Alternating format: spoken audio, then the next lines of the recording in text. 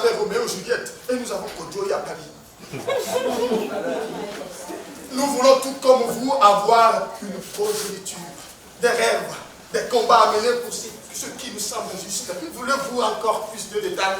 Avait dit Léo 2000, ce 22 novembre 2025, la pièce Saturée a une nouvelle fois fait salle comble ici au Centre culturel Théâtre du Carmack. Une œuvre jouée avec intensité où chaque geste, chaque parole dévoile des fragments puissants de l'histoire africaine. Et dans ce récit vibrant, tout renvoie à la vision audacieuse et inspirée de Samuel Wilsey de Fago Culture, véritable maître d'œuvre de cette création. Comme dans un petit trou, il est dit au début que là il est sorti, là le trou où il a grandi, où toute son histoire, dans un tout petit trou, toute son histoire se trouve à l'intérieur de cette cavité-là.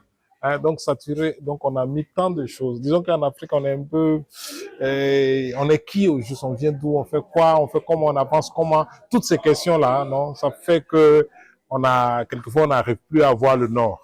Donc c'est un peu ça, saturé dans ce sens-là que voilà, il y a trop de choses sur nous, trop de choses sur les autres, et que sur nous-mêmes, on ne sait pas, on n'a pas de ligne directrice, ligne conductrice, ce qui fait qu'on se perd un peu dans ce tourbillon-là. Sur scène, Saturé captive, bouscule et interroge. Oui, nous les vrais fils de la terre du milieu, nous étions là, au cœur des batailles, et avec nos têtes sur les piquets, nous acceptons ce passé funeste pour mieux admirer le présent rocailleux et l'avenir fastueux. Car nous ne sommes pas les enfants du silence. Nous sommes les héritiers du feu, les gardiens des mots sacrés, les bâtisseurs de monde où l'Afrique ne sera plus une marche. Oui, nous marcherons, non pas pour pleurer, mais pour chanter. Le public, composé d'amoureux du théâtre, se laisse emporter par une narration qui mêle habilement imaginaire, panafricain et influence occidentale. Une passerelle culturelle où se rencontrent tradition, modernité et identité multiples. Ce texte qui, pour moi, est un plaidoyer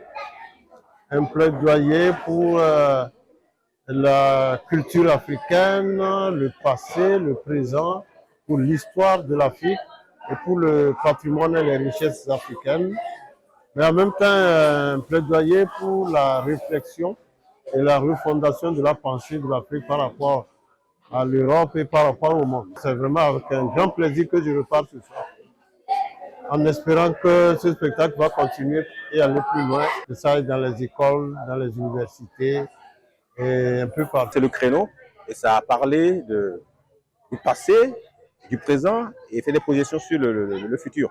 Et c'est ainsi pas seulement à souligner les sévices ou bien le drame africain depuis la colonisation jusqu'à nos jours, mais qui a aussi osé interroger